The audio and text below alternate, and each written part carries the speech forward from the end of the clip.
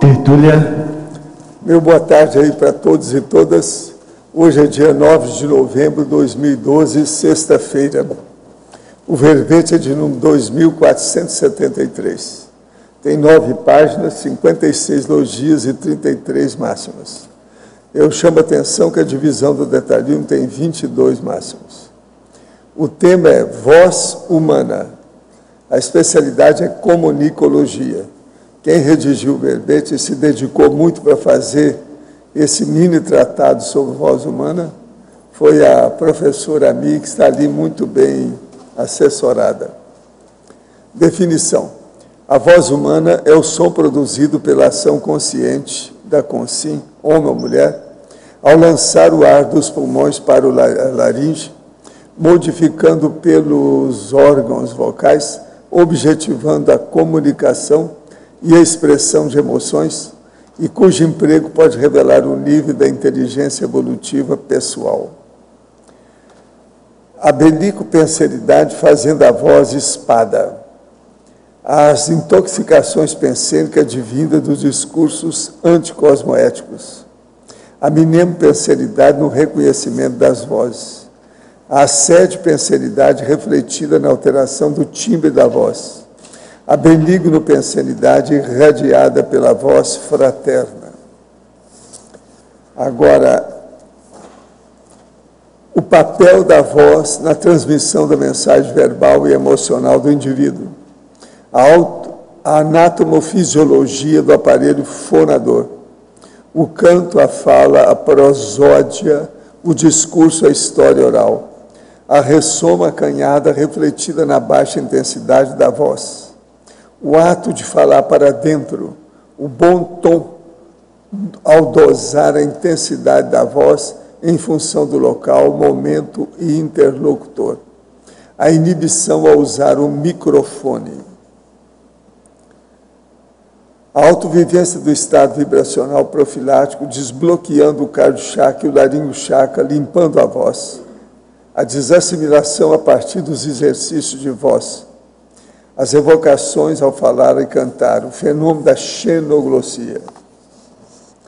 Agora, na argumentologia, nós temos o tópico da taxologia, com 100 expressões técnicas e coloquiais, listadas na ordem alfabética e, eventualmente, exemplificadas. Tem também o tópico da nosologia, com 10 condições nosológicas afetando a voz, que é coisa séria, é bom ver. Agora, na remissiologia, nós temos aí, dos 15 verbetes, 5 que nós destacamos. Alto-falante, autoexpressão, autoconsciência verbal, e reflexão pré-verbal e verborragia. Frase enfática. A voz, instrumento básico da interlocução, requer investimentos quanto à qualificação e manutenção técnica, no amplo espectro da aplicação interassistencial, da brandura à impacto-terapia. Você já teve a voz avaliada por especialista? Já considerou aprimorar a qualidade da voz para ampliar os efeitos da interlocução tarística? A filmografia tem 3 filmes. Na bibliografia específica, tem 7 fontes. E a webgrafia tem 2 fontes.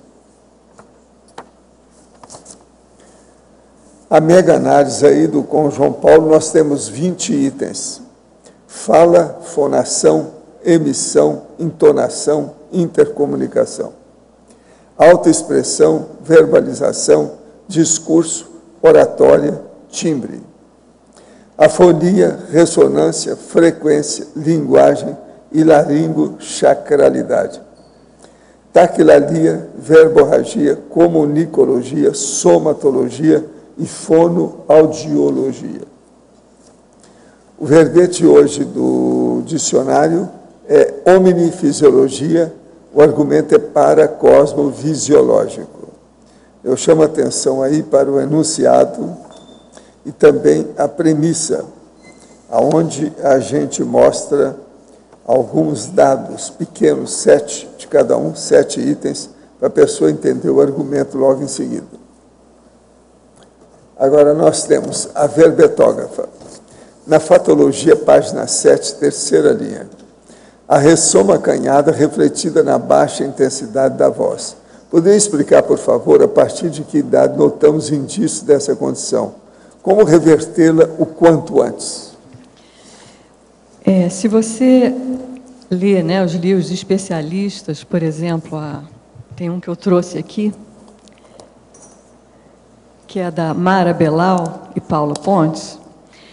Ela coloca que a questão da intensidade da voz é definida na pré-infância, quando a gente ainda é muito jovem. E claro que tem uma visão intrafisicalista em que coloca isso como uma questão mais da relação com os pais, alguma coisa assim. A minha hipótese que eu trouxe no verbete é a introdução da questão da paragenética. Esse era um problema que eu tinha, foi por isso que eu recorri à fonoaudiologia. Eu sempre tive uma intensidade de voz muito baixa. A gente fala que fala baixo, né? Estou tentando falar tecnicamente, porque falar baixo é frequência. Baixo e alto, para o pessoal que é técnico, tem a ver com a frequência. Então, é com mais intensidade ou com menos intensidade. Então, essa questão da intensidade, eu tenho essa hipótese para mim, de ter feito um mau uso da voz em outras vidas e ter vindo, então, nessa questão acanhada. Na realidade, é um todo, né? É um corpo pequeno, etc., e a voz também com esse acanhamento. Não descarto também a questão da mesologia, né? Tinha uma mãe, assim, bastante autoritária, ela não tem problema de falar baixa intensidade de voz. E também tem uma questão mesológica, cultural. Durante um período, quando eu ainda era bem jovem, eu morei fora. E nós, no Brasil, temos uma cultura de falarmos mais alto do que, por exemplo, nos Estados Unidos. E isso era uma coisa que me chamava muita atenção, porque você ia num restaurante, se tinha gente falando alto, era brasileiro. Claro que acho que italiano também. Brasileiro não, são os restaurantes latinos que são assim. Então, isso eu comecei a ter uma consciência muito grande de não ser má educada e falar alto. Agora, você perguntou como reverter isso, né? Acho que independente de qual seja a origem, se é mesológica, genética ou paragenética, eu acho que o quanto antes a gente puder observar essa questão de desvios da voz, mais fácil vai ser o conserto. Porque, na realidade, é bastante difícil você mudar um hábito depois de... Eu sei, porque eu passei por isso. Depois que você já está mais velha, como é que você sempre falou com uma intensidade menor? Como é que você vai se habituar a falar numa intensidade maior? Você até começa, quando você vê, você já está de novo falando com menos intensidade. Agora, é muito exercício. No meu caso, eu tive que trabalhar muito a questão respiratória. Na realidade, eu respirava muito mal, eu respirava só aqui pela clavícula, praticamente não respirava. Então, eu botava pouco ar no pulmão e, é claro, que a intensidade era pequena. Na parafatologia, página 7, sétima linha. Como realizar a recuperação dos cons vocais desenvolvidos em vidas pretéritas agora sob neo-orientação cosmoética? Então, no meu caso, eu recorri à fonoaudióloga, né? E eu tive a sorte, aqui em Foz, nós temos uma colega da Conscienciologia que é a fonoaudióloga. Então, eu tive as duas coisas, a Conscienciologia e a fonoaudiologia num único tratamento, né?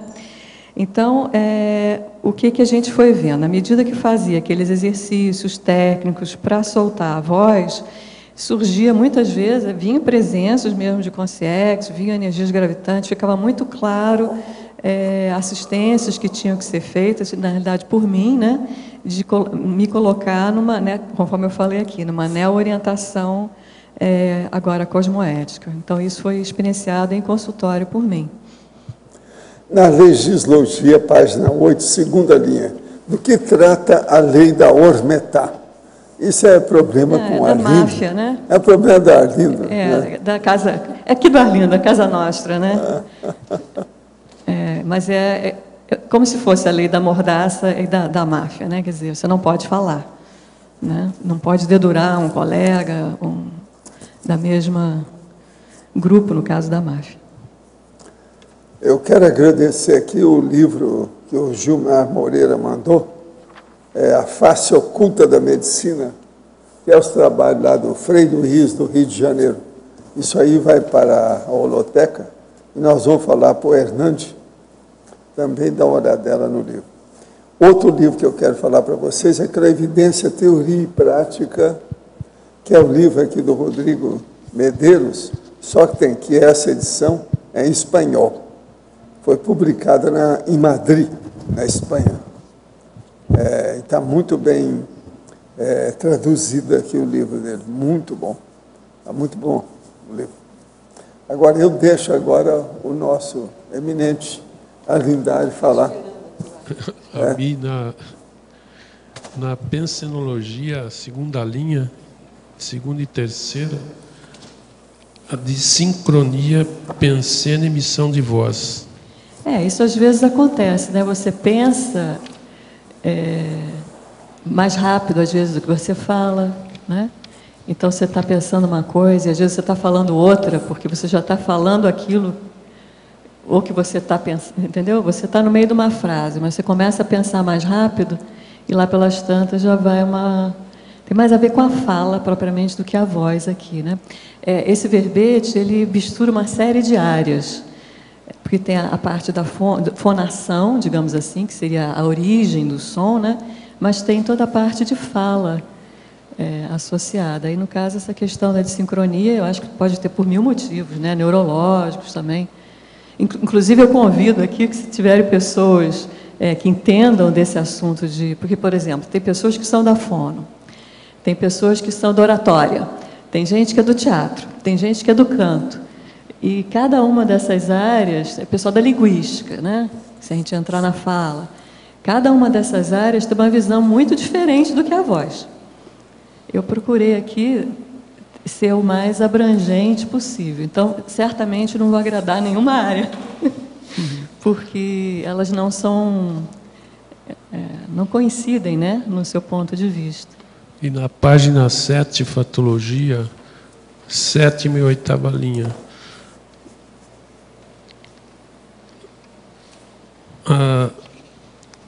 A voz monocórdica, não.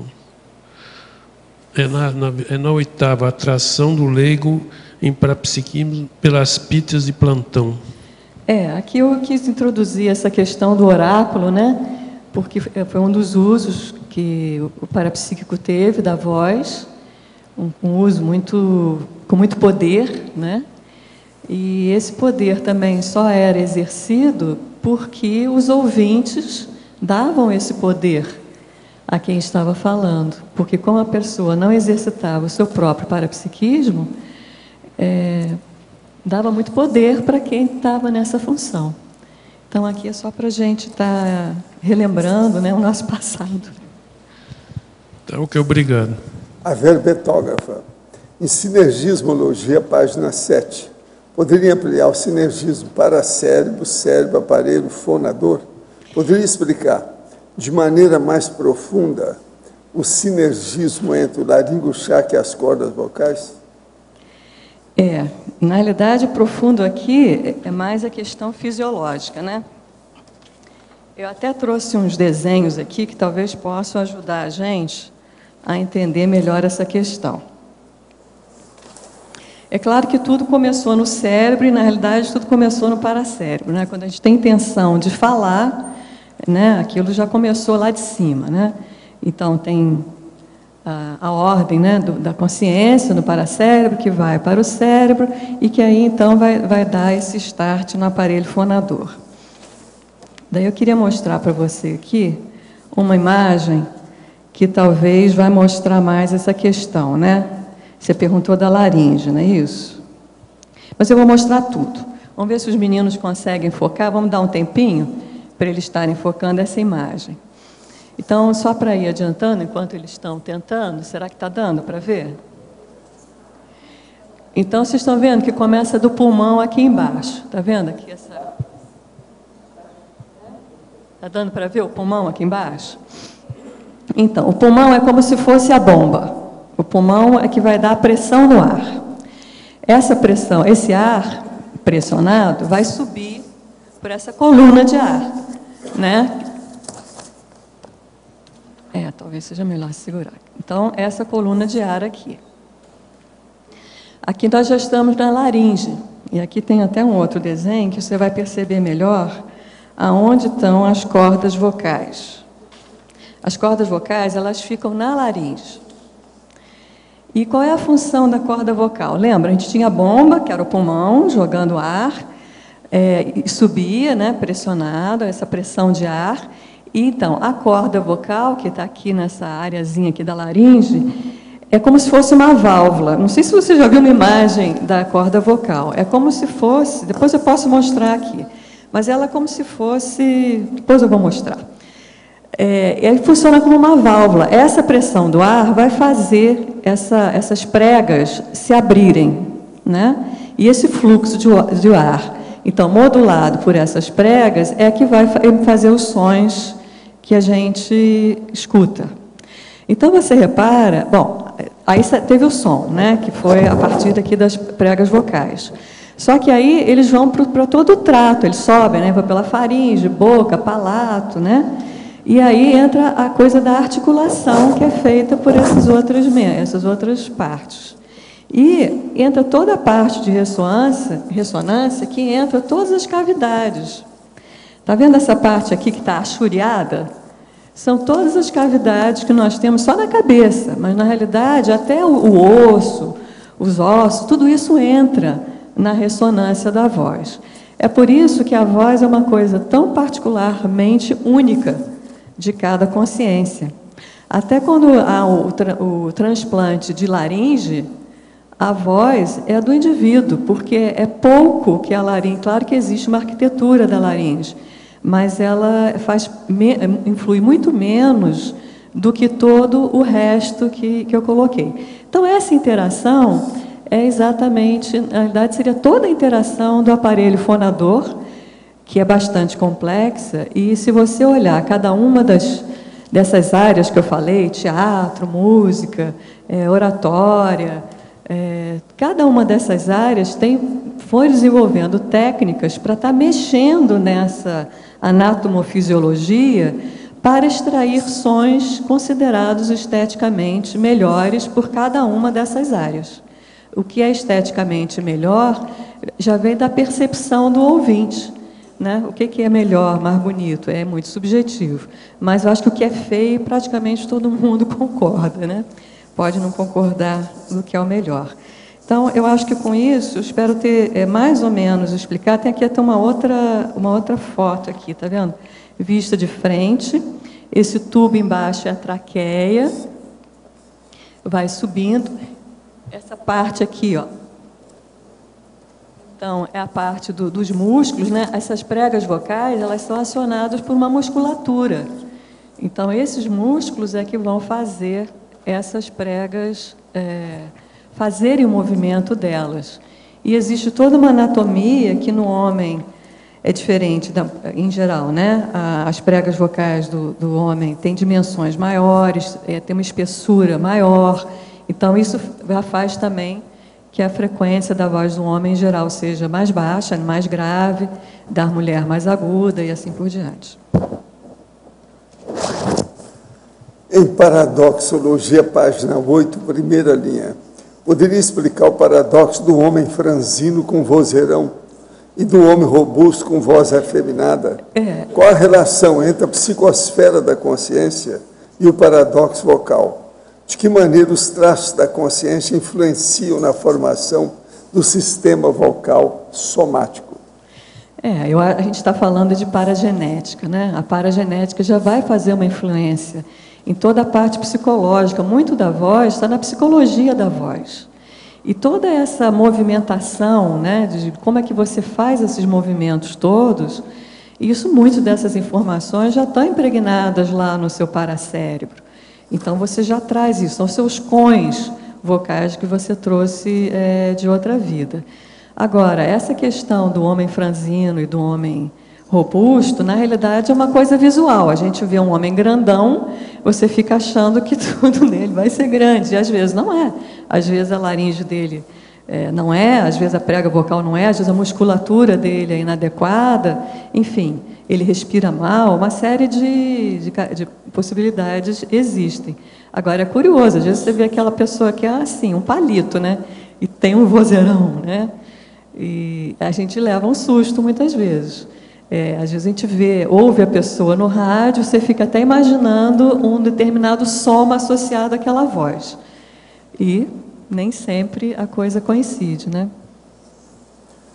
Eu tenho 10 anos e queria saber se é normal eu ir a um lugar que nunca fui antes e que nunca vi antes e ver algo que eu tinha sonhado.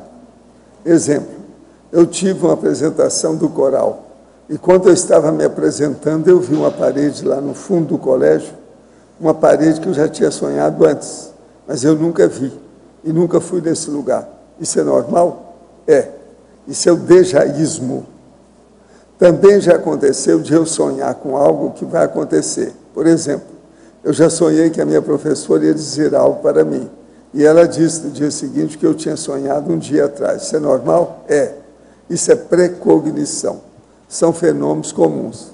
Comece a estudar que você está no caminho certo. Agora, mostra que você tem algum parapsiquismo. É bom começar a mexer com isso. Quantos anos ela tem, professor? Hein? Quantos anos ela tem? 10 anos. 10 anos. Vou fazer uma pequena propaganda aqui. É uma menina. Na CIP, nós temos um curso chamado Precocidade Parapsíquica. Claro que o curso não é só para crianças, mas também é para crianças, se sua mãe estiver interessada que você faça esse curso. Então, é exatamente voltado para esse desenvolvimento, porque quando a gente está jovem, essas informações vêm muito mais fresquinhas, com muito mais naturalidade na memória da gente. Depois a gente vai ficando mais velha, a gente vai perdendo isso. Então, quanto antes, né, professora, ela puder estar exercitando, tem a dinâmica das crianças. Ela mora em Foz, não? A menina mora em Foz do Iguaçu? Ela não está falando nada. Só isso. Só 10 anos. Vindo a Foz do Iguaçu, temos a dinâmica das crianças, né? Porque criança e adolescente, né? Que você não é mais criança, né? 10 anos, se eu chamar de criança, vai ficar ofendido. Aqui. Na página 12, profilaxologia. Na última linha, os dois últimos itens, os alimentos adstringentes, entre eles o gengibre romã e a ingestão diária de maçã. Poderia explicar as propriedades de cada alimento? Na realidade, eu copiei isso, né? Eu vi isso e copiei. Eu vi isso em vários lugares, então eu acho que isso é uma coisa já pelo uso, né? A questão da maçã é bem conhecida, essa coisa de adstringente, eu acho que tudo isso é no sentido de diminuir o muco, né? Uma das coisas que eu descobri, que atrapalhava muito a minha voz, é que eu tenho alergia à lactose. Eu não tenho intolerância, mas eu tenho alergia. Então, a ingestão de lactose, para mim, gera um aumento de todas as mucosas. Eu começo com bronquite, sinusite, isite, todas. E, claro, que isso atrapalha muito a voz. Entendi. Então, a gente também conhecer como é que a gente funciona, eu só fui descobrir isso depois que eu mudei para Foz do Iguaçu, para você ter ideia. Uhum. Então, eu sempre sofri de rinite alérgica e nunca tinha associado que pudesse haver uma correlação com o queijo, que eu adorava, né? Entendi. Então, a gente segue mais ou menos os conselhos de pessoas que têm mais experiência, mas, como em tudo na vida, eu acho que tem que ter uma autopesquisa, um autoconhecimento, observar. Minha voz hoje está esquisita, o que eu fiz de diferente? Com o tempo, a gente vai descobrindo da onde que vem. É o pelinho do gato, ou enfim. Eu achei interessante porque maçã, eu já utilizo maçã, né, por sugestão de uma nutricionista, que a maçã tem como que chama, proteína, chamada peptina, que ajuda na memória. Então, diz que maçã é fantástico. Sim. Na tecnologia, a técnica da voz salmodiada, né? Como que seria isso? Então, essa é uma técnica da fono, né? Eu vou te dizer como que eu exercitar, o exercício que eu fazia, né? Certo. Por que é salmodiada? Que ela parece um pouco aquela voz de salmo que canta em igreja. Mas no caso do exercício que foi dado para mim, eu não tenho uma abrangência muito grande, eu fazia com as vogais, né? Então, você, tipo assim, né? Você vai Digamos que eu vou ler uma frase para você salmodiar. Certo. Código pessoal. Entendeu? Você vai repetindo a última, cosmoética. Você vai repetindo. Qual que é a utilidade disso? Sim. Olha, aí teria que ser um especialista, mas é uma coisa de você estar exercitando. Os exercícios de fono, eles são todos assim, né? Bem estranhos, se você for olhar de fora. Agora, para quem entende a fisiologia da coisa, ela vai te... Mas no teu caso foi útil. Foi. Uma técnica que eu uso para limpar a voz é a questão das vogais. Você está... sabe? E aí você faz esse salmodiado, porque ele obriga... Eu acho que é uma certa oscilação, um certo balanço, mas olha, eu estou falando provavelmente bobagem. Eu tinha feito o convite para a minha fono estar aqui presente hoje, mas ela não pôde vir, porque ela está trabalhando nesse horário. Aí é a Regina Camilo, você deve conhecê-la, né? Faça essa pergunta para ela, que eu acho que ela vai poder te dizer em detalhe. Agora, conforme eu falei, cada uma dessas áreas desenvolveu uma série de técnicas, né? No sentido de... porque é toda história. Você pode até saber, não, esse problema está aqui porque o músculo, ou porque isso, ou porque a forma, mas tudo bem. Agora, como é que eu vou atuar aqui para fazer uma terapêutica disso? Aí é a voz fazendo a terapêutica da voz, entende? Tem a estrutura, né, da corda vocal de cada um também tem que ser examinado para ver qual é a técnica mais adequada, né? O ataque, como é que você começa, a respiração, são muitas as variáveis na... Então, a última pergunta aqui, na parafatologia se colocou na terceira linha os mantras. Né? Eu coloquei os mantras porque é um uso bem conhecido da voz, né?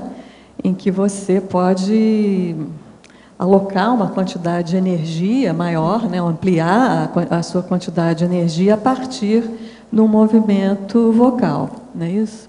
Por isso é que eu coloquei aqui. Eu fico pensando na evocação extrafísica que a gente faz, né? Dependendo dos mantras, como é que funciona isso? Tem que ver a origem de cada um dos mantras, né? Esses mantras tem também como criar foram o próprio mantra para não fazer evocação extrafísica, como que seria? Possivelmente você teria que definir, mas conforme eu te falei, essa é uma linha de conhecimento, né? Em algum local do passado, ou em várias linhas, percebemos que com a vocalização eu mudo a quantidade de energia. Então, você começa a estudar qual vai ser aquele que vai fazer alguma coisa. E assim surgiram esses mantras, né? Muito comuns no orientalismo. Agora, qual é a intencionalidade, o que está por trás, que tipo de evocação, né? Eu acho que eles têm o seu uso, o professor Valdo tem o dele, secreto para emergência da emergência, né? Mas olha, hoje eu queria que nós batêssemos aí os parabéns a uma pessoa que tem nos ajudado muito, que é o Lindo, que está ali. Aniversário, 17 anos. 17 anos, não é isso? É isso? 17.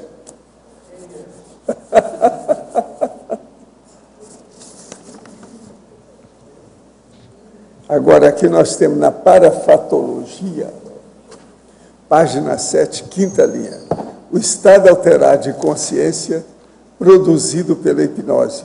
Poderia detalhar o processo de hipnose do ponto de vista da conscienciologia? A conscienciologia não sugere a hipnose, né? A conscienciologia ela é toda voltada para a autopesquisa, né? Então, somos nós pesquisando a nós mesmos. A hipnose foi muito utilizada, principalmente no passado, às vezes até com fins terapêuticos, né? Para a pessoa ter uma determinada patologia muito séria, às vezes, por hipnose, um tratamento que utiliza hipnose, o terapeuta vai conseguir abordar essa consciência num ponto do inconsciente dela. Mas a gente sabe que a hipnose é um risco, você está colocando nas mãos de uma outra consciência, que pode, inclusive, implantar palavras, né? A gente sabe, sei lá, quando a gente estuda sobre espionagem, Lembra que tinha aqueles espiões russos que foram implantados lá nos Estados Unidos com uma palavra? Se eles ouvissem aquela palavra, eles relembrariam todo o histórico deles, passado, e que eles seriam, na realidade, não eram um americano, e sim um russo, etc, etc. Então, esse, por exemplo, é um uso da hipnose através de uma palavra, que você implantou uma memória, né? Há uma recuperação de todo um histórico a partir de uma palavra. Em ficção científica, eu não sei se vocês viram aquele filme Duna, na realidade é um filme a partir de uma série de livros de ficção científica. Existia um grupo de mulheres, eram as reverendas, né, que elas tinham a capacidade de manipular qualquer pessoa que não tivesse conhecimento que elas detinham, através da voz. Elas eram conhecidas pela voz. Né, pela voz. Elas analisavam a pessoa que estava à frente delas, o interlocutor, e já sabiam exatamente que tipo de voz, como abordar aquela consciência para dominá-la completamente. Então, isso é ficção científica, mas algum fundo de possibilidade eu entendo que exista. E acho que, no caso aí da hipnose, talvez uma auto-hipnose, né? Eu vou evoluir, vou aumentar minha vontade, né? Eu vou conseguir apresentar o verbete, seja o mais indicado. Professor, por que em algumas projeções o psicossoma fica imóvel e pesadão? Já aconteceu comigo 2 vezes em que eu aproveitei a catalepsia para sair do corpo, mas, para minha surpresa, eu recobrei a lucidez com o psicossoma imóvel no corredor de casa. Eu tentava caminhar movimentando as pernas, mas o psicossoma não se movia. Só consegui mover o psicossoma ao tentar volitar em vez de andar. Tenho catalepsia espontânea desde a adolescência. Olha, aí é devido ao lastro, nós chamamos que é o psicossoma lastreado. Ele fica com mais matéria, que é o processo da ectoplasmia.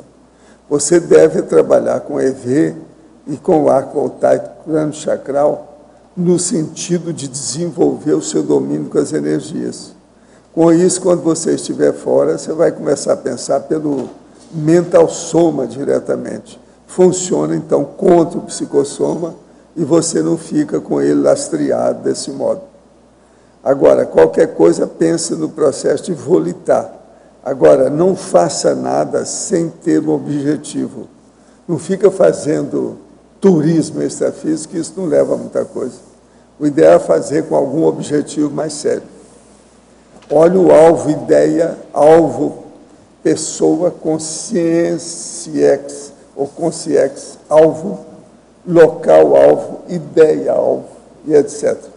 Uma instituição, alvo, um objeto, alvo. Isso fica mais fácil. Agora eu entrego aí, por favor.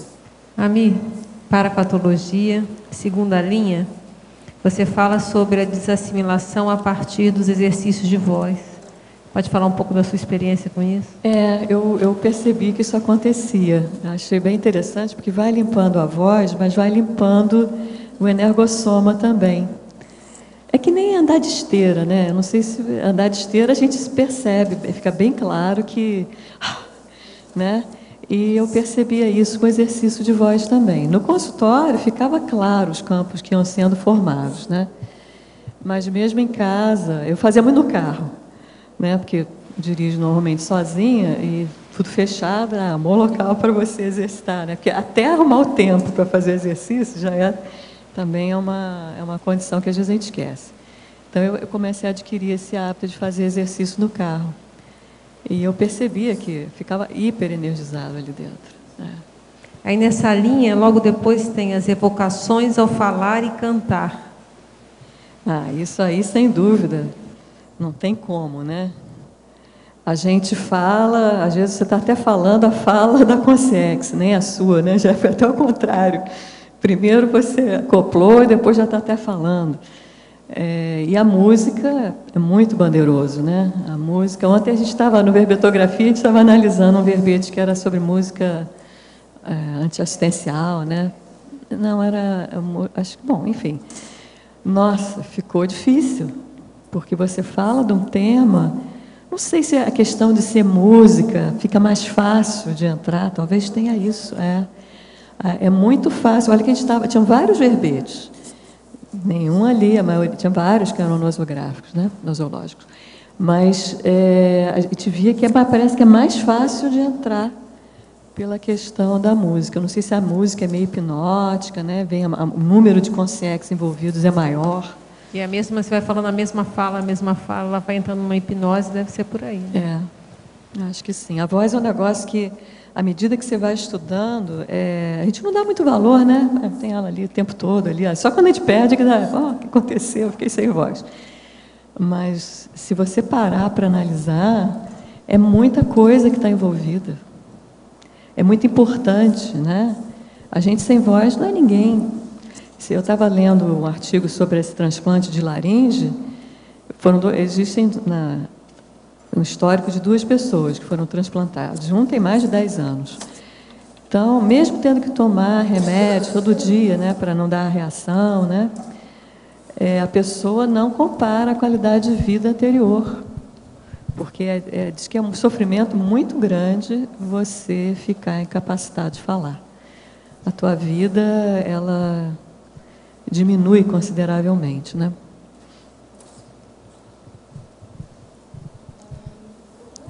Ali na página 7, em parafatologia, se fala sobre o fenômeno da psicofonia. E eu acompanhei durante alguns anos médiuns, né? E eles precisam fazer uma troca. Eles tomam água e, ao mesmo tempo, tem que cuspir aquilo lá. Então, existe uma interação aqui com o fenômeno da psicofonia. Você pode explicar alguma coisa? O que acontece? Acho que você tem mais experiência do que eu. A água, ela é fundamental para manter a hidratação das pregas, né? A gente deveria estar o tempo todo aqui com a garrafinha do lado, sempre bebendo água. Agora, na psicofonia, eu não sei, eu nunca trabalhei nesse grupo, acho que você pode falar um pouco mais. Qual a hipótese que eles tinham? Os médiuns, eles reclamam essa interação de voz, né, da consciex com a da garganta do médium, né?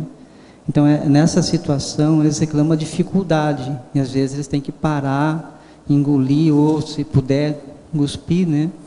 Que acarreta para eles assim como vou dizer assim, um cansaço nessa situação. Eu vou aqui imaginar só do ponto de vista intrafísico, né? A gente tem o nosso hábito de falar, tem a nossa frequência fundamental, tem o que nós chamamos aí a nossa tessitura, né? Que é o nosso range vocal que nos é confortável. Imagina que tem uma consciência, eu sou mulher, né? Uma voz feminina. Aí vem uma consciência masculina e vai me forçar, de alguma maneira, a falar num registro que não é o meu mais usual. É que nem, imagina que de repente, não sei se você viu aqui, que eu falo que o karaokê no Japão aumentou o número de pólipos na população. Por quê? Todo mundo é aficionado de karaokê no Japão, né? Até no táxi tem karaokê. Aí fica todo mundo forçando a voz e a moda, né? Um determinado cantor com agudos muito, muito pronunciados. Ora, eu não tenho esse alcance de voz. Então, eu não vou cantar aquele agudo que o cantor canta com conforto. Eu vou forçar, eu vou estressar, eu vou esgarçar, entendeu? Eu vou esgarçar, vou usar o termo esgarçar, que não é o termo técnico. Então, eu imagino que até certo ponto deva ser esse tipo de coisa que ocorre. Tem um movimento na laringe que você pega com a mão aqui assim, né? E puxa para os lados, assim. E eu trabalhei uma vez com um médium que ele fazia muito isso. Eu perguntei para ele por quê, né? Ele era médium psicofônico, ele mexia aqui nas pregas. Ele fazia assim, mexia. Acho que devia ser para ver se para ver se desentupia alguma coisa. Assim, porque aquilo que eu te falei, né? As pregas, elas são acionadas por músculos. Mas você tem um tamanho da sua prega, né? Sim. E você tem uma espessura. Claro que ele está fazendo... Na realidade, eu acho aqui, se eu fosse um médium psicofônico, tivesse essa facilidade, eu iria trabalhar mais a minha voz. Porque isso facilitaria a minha habilidade de estar recebendo vozes mais diferentes. A minha flexibilidade de voz estaria maior, eu poderia falar... É que nem um cantor de ópera, né? Eles cantam o número de escalas que eles são capazes de cantar é muito grande. Então, provavelmente, um desses cantores de ópera, se fosse médio psicofônico, ele não ia ter tanta dificuldade. Não ia ter tanta dificuldade. Imagino eu, né? Agora, imagina o inverso. Eu aqui recebendo um cantor de ópera. Ia ser difícil, né? Tem mais uma pergunta aqui para você. É na interaciologia, na página 8, a interação multidimensional presente no fenômeno da voz direta projetiva. Você podia explicar um pouco? Isso aí foi uma das coisas que eu peguei do projeciologia, né? Deixa eu ver se eu acho aqui. Na página 8, interaciologia. Deixa eu ver qual é a página, porque a minha página 8 não é a sua página 8. O último item. Bom, eu tinha escrito, mas não estou achando aqui. Mas eu vou te dizer como é que é essa questão do fenômeno, conforme está no projeciologia. Você tem uma consim que está projetada. E você também tem que ter ectoplastas, doando ectoplasmia. Essa consciência extrafísica, que está no extrafísico, ela tem uma inteligência para moldar uma laringe, tá? A partir desse ectoplasma que foi cedido. Mas há uma necessidade de haver ali um megafone intrafísico. Sim. Então, a coisa é feita, é como se fosse uma meia materialização, uma meia materialização dessa laringe, mas tem um fonador, tem um aparelho ali que é intrafísico para, de fato, sair o som. Né? Então, é assim como está definido no projeciologia. Materializa uma laringe, então, pela ectoplasmia. Você precisa da ectoplasmia para poder fazer a materialização.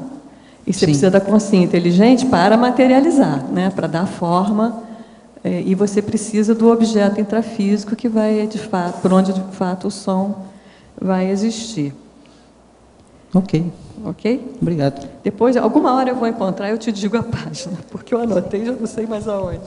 Amir, continuando aqui na página na 7, fatologia, oitava linha, você já deu algum exemplo, alguma coisa sobre a atração do leigo em parapsiquismo pelas pítias de Platão?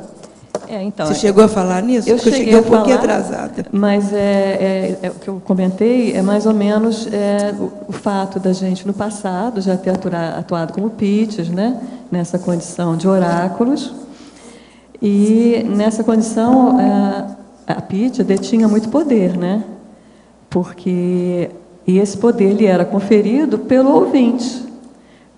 Porque o ouvinte, ele não trabalhava o seu próprio parapsiquismo e ficava dependendo dessas orientações, dessas informações que ele iria, então, receber no oráculo de Deus, né? Então, o objetivo que eu coloquei aqui foi duplo. Primeiro, a gente lembrar de possíveis usos anticosmoéticos que nós já fizemos. E o segundo é se até hoje ainda mantemos, às vezes, por mau hábito, por boca torta, muitas vezes eu observo que a gente dá uma de oráculo, tipo assim, olha, eu percebi aqui que tem uma informação para você nesse sentido. A gente não atende de vez em quando, dá uma escorregada, né? E agora o pior não é a gente fazer isso, é o outro acreditar, né? Então, da voz, né? uma cumplicidade aí que a gente tem que eliminar, né? Mas tem, porque somente as pessoas que têm essa conotação mais religiosa, elas gostam de passar o bastão para o outro, né? Então, prefere que alguém diga para elas, vai no cartomante, vai botar carta. Aqui, no caso, eu falei da pítia por ser a questão da voz, mas é sempre a gente abrir mão do controle da nossa evolução pelo comodismo, pelo fascínio de vir essa informação de fora. Obrigada. Na maioria das vezes, quando estou de carro ou de ônibus, sinto um sono incontrolável e apago. Porém, quando acordo, sinto-me renovado energeticamente. Ultimamente, procuro exteriorizar a energia e apago da mesma forma. Pode ser que esteja fazendo assistência? O que pode comentar sobre isso? Não, isso aí é reação infantil daquela criança que não tem atendido a carga horária de sono. Então, é a criança que vai e começa a dormir. Tudo quanto é coisa pequenininha é assim. Agora, se você já é de idade, tem que dar um jeito nisso. Então, olha a sua carga horária de sono. Deve ter alguma coisa nesse sentido. Você está defasado com isso. Quer dizer, está, então, um pouco esgotado com o processo. Agora, isso é muito comum. Os animais domésticos também. Quando você anda, aquele negócio de mexer no carro, que fica, ele acaba dormindo. Agora, a criança é muito comum isso. Porque criança tem um embalo. não dorme. Embalo. Eu tinha colegas que os filhos só dormiam dando uma voltinha no quarteirão. Na pensenologia, página 6, quinta linha, poderia explicar a mnemopensenidade no reconhecimento das vozes? Então, isso é uma coisa incrível, né? A gente não reconhece as pessoas pela voz. Olha quantas pessoas a gente conhece. Mas você não tem dúvida que quem está falando é a Kátia, é a Adriana, é o professor Valdo, é o Pedro, né? Érica. Então, de alguma maneira, essa informação... E tem mais, a gente ainda reconhece a pessoa que fala parecido com o outro. Né? Não, a pessoa está falando parecido com não sei quem. Como que a gente armazena isso tudo, né? É aqui que eu tive... É toda uma... Nosso cérebro é o máximo. Na parafatologia, página 7, quarta linha. Por favor, amplie a consim boneco de ventríloco do assediador. Isso aqui eu usei uma expressão que o professor Valdo usa sempre, né? Que é exatamente aquilo que você estava ali, não está nem pensando em nada. E daqui a pouco você está numa conversa, um grupo está falando, e você está de bobeira, daqui a pouco você vai dar um pitaco, e você nem sabe porque deu aquele pitaco. Aquele pitaco, muitas vezes... causa problema, às vezes não, né? Às vezes você até deu o pitaco de um amparador. Mas, em geral, não é isso que ocorre. E você, depois que você falou, você diz, o que eu fiz aqui que estou falando sem pensar? E agora, só achei aquela página que eu fiquei devendo, é no Projeciologia, página 185, pneumatofonia projetiva. Em neologia, página 6, primeira linha. Poderia ampliar a expressão voz humana assediadora e explicar como fica a condição da famosa voz de radialista.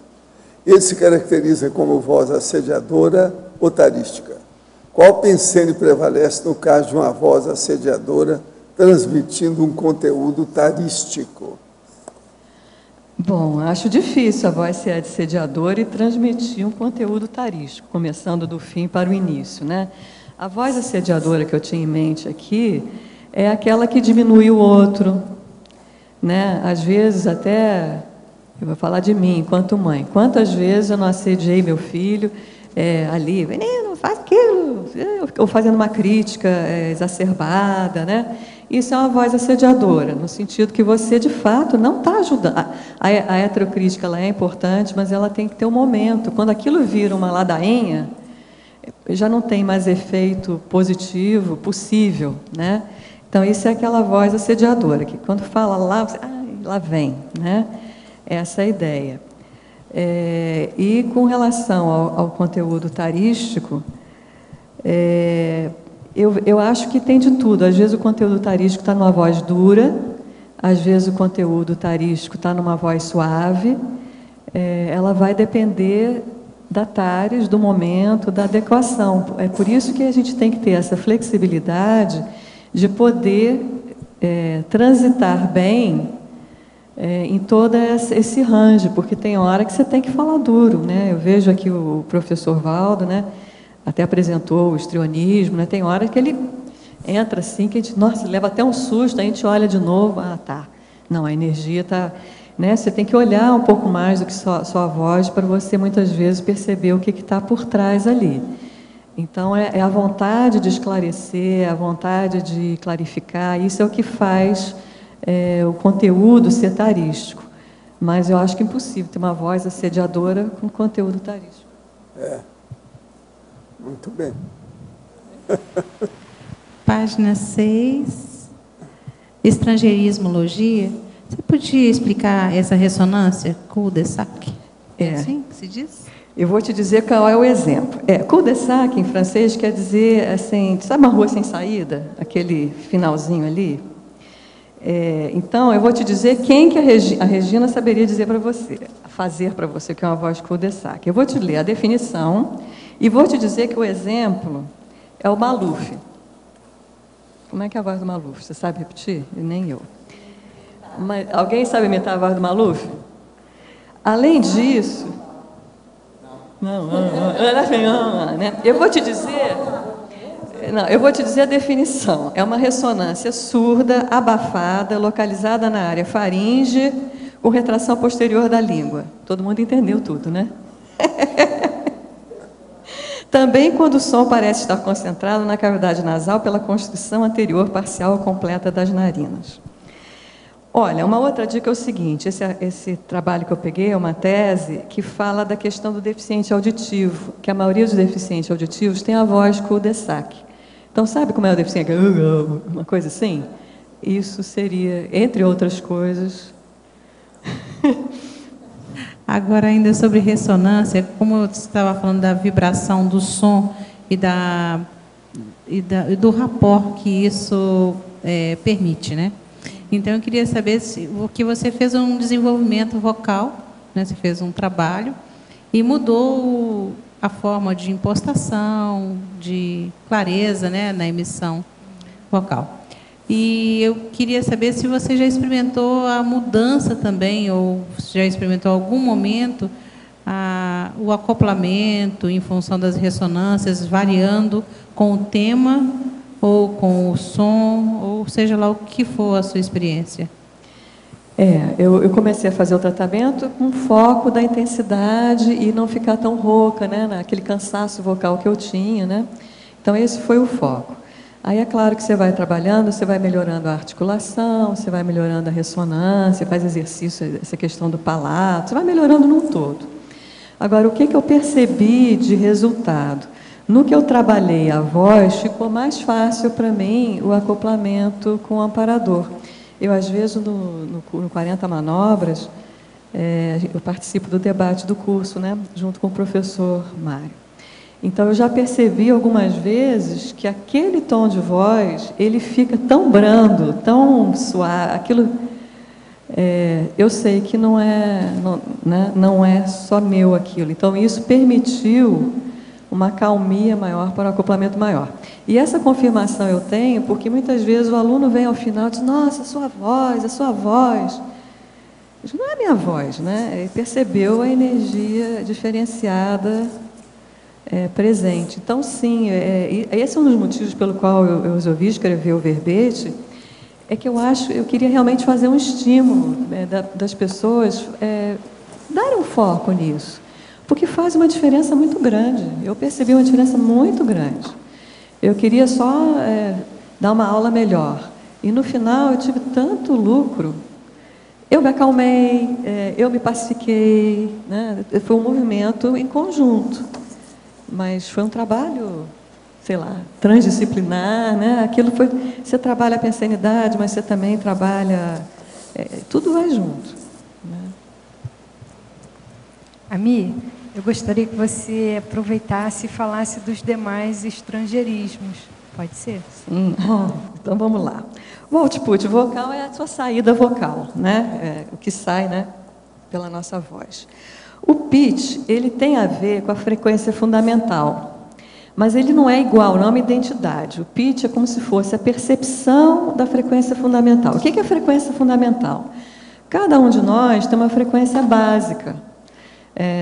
Se você for, o João vai poder ajudar, né, porque ele é músico, mas o fono, ele tem um diapasão, que você vai falando e ele vai soprando ali até ele determinar, você é um dó não sei o quê, um si não sei das quantas. E isso é a tua frequência normal de fala, é o meu pitch. Que no meu caso podia ser um ou outro. Aí a gente foi adequando, eu acho que esse que é um pouco mais grave, combina melhor com você, digamos assim. Então, às vezes, tem mulheres que têm uma voz muito grossa, né? Grave, deixa eu falar correta, voz grave. E tem outros homens que também têm uma voz muito aguda, parece, você atende o telefone, você acha que você está falando com uma mulher. E, às vezes, isso incomoda a pessoa. Então, ela pode, isso é uma das coisas que a fono pode ajudar, no sentido de alterar um pouco o pitch, para ele entrar mais dentro de uma faixa mais sociavelmente adequada. Claro que isso não é obrigatório, mas todas essas coisas vão dando um conforto e vão melhorando a nossa força presencial. A nossa voz é um componente muito importante da força presencial. O carisma vocal, ele é muito, ele fala muito. Então, isso seria o pitch, tá? O que é a loudness? Loudness, então, é a intensidade da voz. Então, a tal da história. Se eu falo com pouca pressão de ar, né, se eu respiro só aqui, sabe aquele negócio que respira? Respira.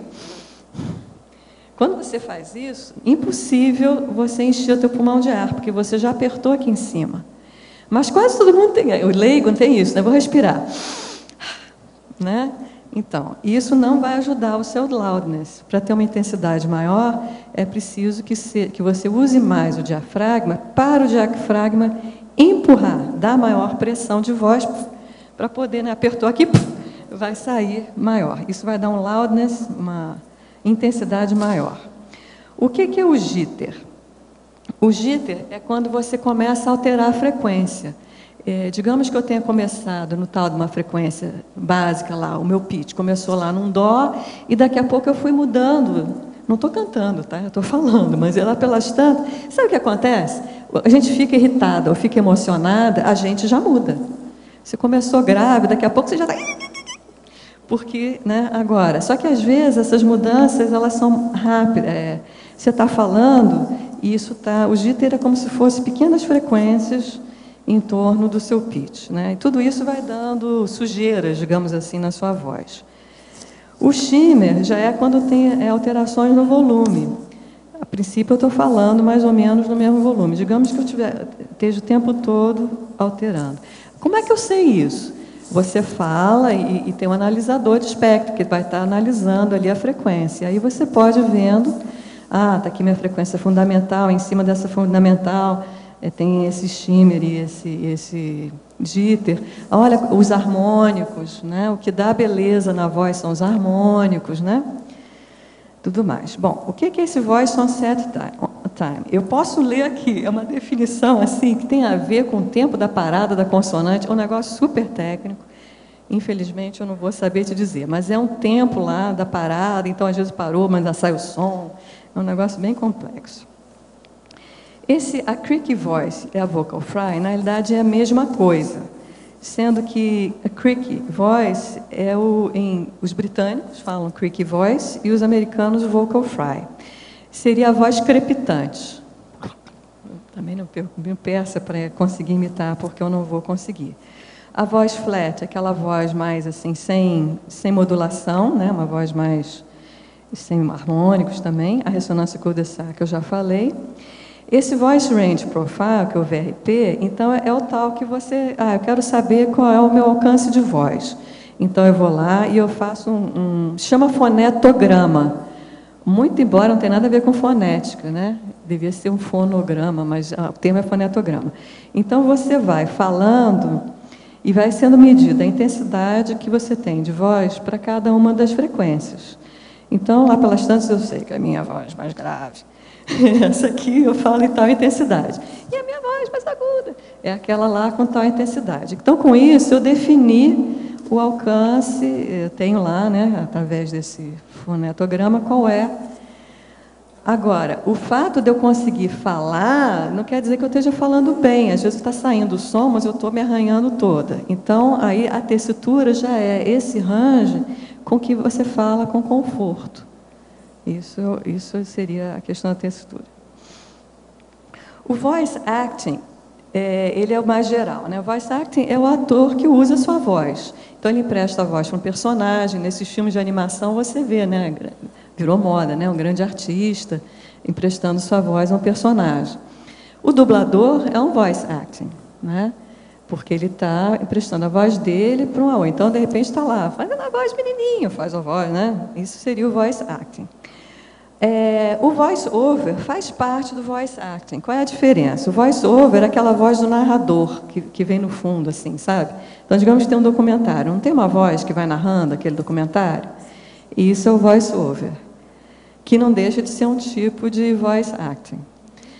Na minha pesquisa, eu vi que tinha um americano lá que era o rei do voice-over. O cara teve milhares.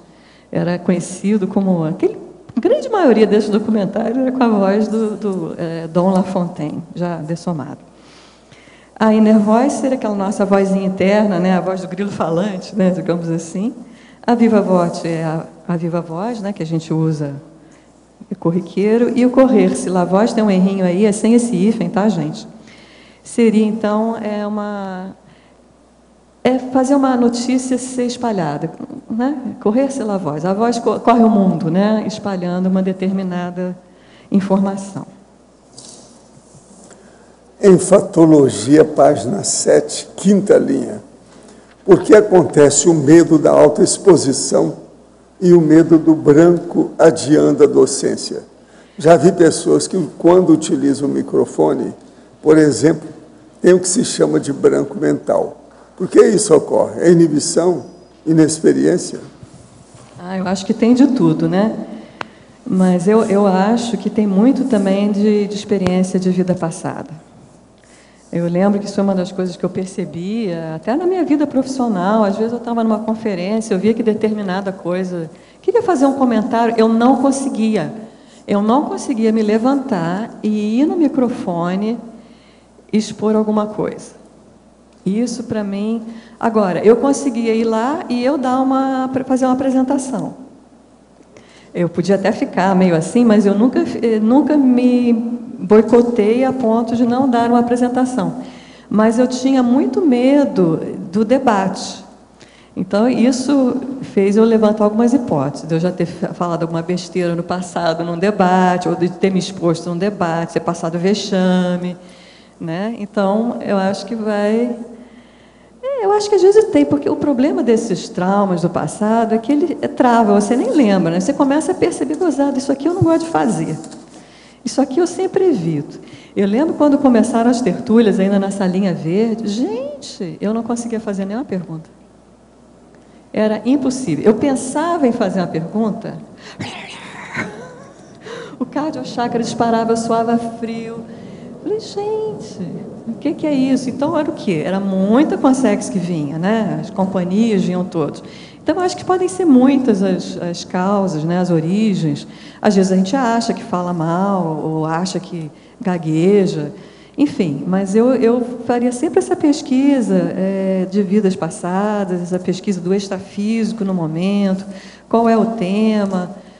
e essa questão do branco, o branco existe, né, gente? O branco dá mesmo. Só que a gente chega e diz, desculpa, deu um branco aqui, a gente estava falando o quê mesmo?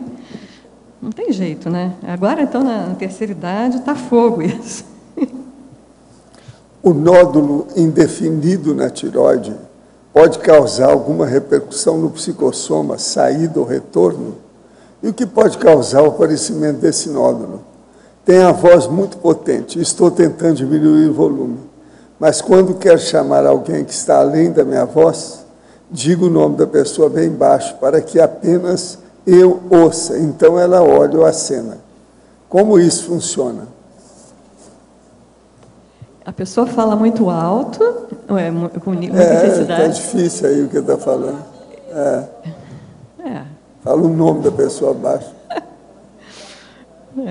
Agora, você tocou num ponto que também é difícil. Do mesmo jeito que é difícil a pessoa que tem o hábito de falar com baixa intensidade, aumentar essa intensidade, eu vejo que é quase impossível. Tem pessoas que não falam, elas gritam o tempo todo. Elas colocam o número de decibéis na fala delas, é um negócio... O ouvido da gente quase morre, né? E às vezes são pessoas muito queridas, você quer dar um feedback, mas é quase impossível, porque falta uma auto-percepção, né, do incômodo. Sabe o fumante, que acha que não incomoda a fumaça no vizinho? Às vezes a pessoa também acha que esses decibéis a mais não incomodam o ouvido, mas eu posso garantir que incomoda. Quando fazemos uma evocação a determinada consim, por exemplo, chamando ou pensando na manifestação de sua última ressoma, como ocorre tal processo? Como saber se uma determinada consciência que se apresenta seja de fato tal evocado? Como tais consciências captam essa evocação, dada a extensão do espaço, ou seja, a variabilidade de dimensões existentes? Olha, existe aí o negócio da comunicação, que é a telepatia e ataque e ritmia. Agora, tudo depende do nível de lucidez de cada consciência. A que faz a emissão e a que faz a recepção. De modo que o processo é estudar para ver a lucidez de cada um e também o traquejo, a competência, a maturidade, a experiência naquilo que está sendo feito. Ami, eu tenho uma pergunta aqui, mas antes eu queria fazer um comentário. Você falou do voice acting. Eu me lembro que quando eu era criança, a gente via desenho animado. E uma vez, acho que das primeiras vezes que eu vi um desenho animado na língua, em inglês no caso, né, era um desenho americano, eu via que o lábio correspondia exatamente à fala. E os desenhos brasileiros, originais, não tem isso. Depois que eu fui descobrir o que dá vida, é porque lá fora, até hoje, os desenhos são desenhados mesmo, eles são feitos em cima da voz. Então, primeiro é feita toda a locução do desenho inteiro e depois é feito o desenho por cima da voz. Então, o princípio, para dar vida, para dar realismo, para dar humanidade, vamos dizer assim, ao personagem, é a própria voz humana. Ela que começa o desenho. E no Brasil sempre foi ao contrário, né? Faz o desenho e depois coloca a voz em cima. A falta do detalhismo, né, João? Agora, você tinha quantos anos quando já estava prestando atenção nisso, João? Eu era bem pequeno. 6, 7 anos. Estava na cara pequeno. Que a música é o negócio dele, né? Eu acho que eu nunca prestei. Provavelmente eu percebia que aquele era bem feito ou mal feito, mas nem percebia que era isso. Ami. Mas eu só tenho agora, só a pergunta. Eu reparo em algumas pessoas, assim, principalmente mulheres. Às vezes a pessoa coloca a voz de uma maneira tão boa e escolhe bem as palavras, fala com calma. Você é assim, a Érica um pouco é assim, a Malo é assim também. Coloca as palavras tão bem que você até a voz, vamos supor, o timbre da voz natural fica secundário. Aquilo suplanta o próprio timbre da voz, né? Ela coloca de uma forma tão harmoniosa. Vocês três, são 3 exemplos assim que eu acho que são assim, que suplanta isso. O que você acha? O que pesa aí? Como é que chega nessa técnica? Assim? Talvez vocês façam inconscientemente, não sei. Mas eu acho que essa questão do patos, né, que a Belau fala, já é da própria pessoa, né? Já é a assinatura pensênica dela. Só que você vai melhorando à medida que você vai aumentando o número de instrumentos que vão dando suporte à consciência. Como se tudo tivesse que ficar coerente, né? Então, de repente, a voz ainda não está coerente, de repente o som ainda não está... À medida que você vai aumentando a coerência, eu acho que vai ficando mais agradável. Acredito que vai dando uma estética maior, a coerência vai dando uma estética maior ao conjunto. E isso deve tornar tudo mais agradável. Uma fala retilínea é muito mais agradável do que aquela fala que você se perde, né? Agora, eu lembro que quando eu comecei a fazer o exercício com a Regina, ela dizia para mim, amiga, sua voz é muito boa.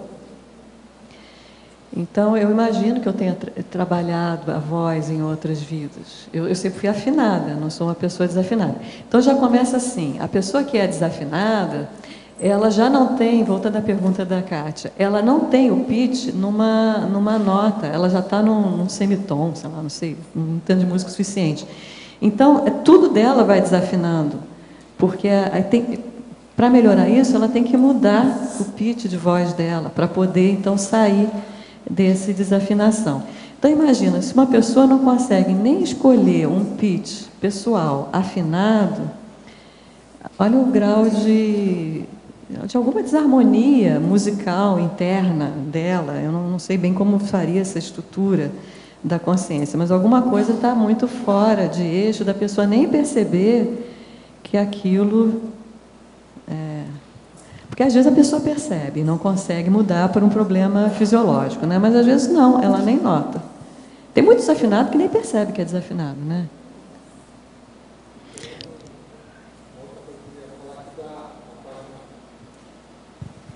Na página 11, o item 92, você fala da Iris Letier, que é aquela do aeroporto. E ela, e o que eu acho interessante é que você colocou como voz sensual. E eu já vi uma entrevista com ela, ela falando que aquilo foi criado não pela sensualidade, mas para acalmar, que as pessoas naquela época tinham muito medo de avião, não sei o que, aquelas coisas. Será? Não, aí que tá. Acaba ficando sensual. Eu conhecia a Iris Letieri, teve um período que a gente fez ginástica na mesma academia, né? Na realidade, o que foi o objetivo, eu não sei. Claro que ela tem uma voz bonita, ela não fala daquele jeito, óbvio que aquilo ali foi uma coisa forçada. Mas você sabe que eu estou rindo, porque nesse livro aqui da Belau, ela mete o pau. Que isso é um absurdo, de usar uma voz afetada, um maneirismo, ela coloca como sendo um maneirismo, que fica dando a impressão que toda viagem aérea é uma coisa orgásmica, quando na realidade não tem nada a ver. Então, para um professor... Não, mas a Iris Letieri fez isso sim, de propósito. De propósito. Aquilo... A culpa é dela. Agora, isso é conhecido no mundo inteiro. Tem gente que vem ao Rio para ouvir a voz. Mas você pode fazer uma voz de mãe maternal que vai relaxar. Ela conta que o diretor, quando foi gravar, o problema é esse. Não, tem que fazer uma voz calma, faz uma voz calma. Lá o cara falou assim, quem é essa prostituta que está falando? Esse é o cara que falou. É o que a voz né? Não tem como você não perceber, porque aquilo E ela padronizou o mundo todo a partir daquilo, um monte de tudo que é locutora de aeroporto começaram a desacelerar um pouco a voz. Depois dela, ela fez um padrão mundial, assim. Teve um período que eu li no jornal que teriam mudado a voz dela, do aeroporto. Mas a última vez que eu fui no Rio, era a voz dela. Então acho que há pedidos... porque eu fui, na última vez que eu fui, era a vozinha dela lá. E agora você vê que isso marca. Vamos imaginar o que vai acontecer com a consciência Iris Letieri numa próxima vida. Não vai ficar marcado? Como é que já é isso? Está. Né? Já está. Já era antes. Vamos ver, já era. Isso vem de longe. Já pensou? Porque se você olha para ela não é uma pessoa sexy, assim, mulher comum, normal, né? Agora, me perdoa, mas a voz de prostituta. É voz de cama, né? É voz de travesseiro. Falava, né? Você não podia dizer nada, é isso mesmo, é voz de prostituta, ela está querendo seduzir. Não teve aquele negócio com a Emilinha Borba e a Marlene, né? Quando não tinha rádio, aí as duas disputaram, tal, aquele negócio. Quando apareceu a imagem, né? Teve uma que... Porque enganou todo mundo. Vem voz, para né? O avião da boemia. Era eu.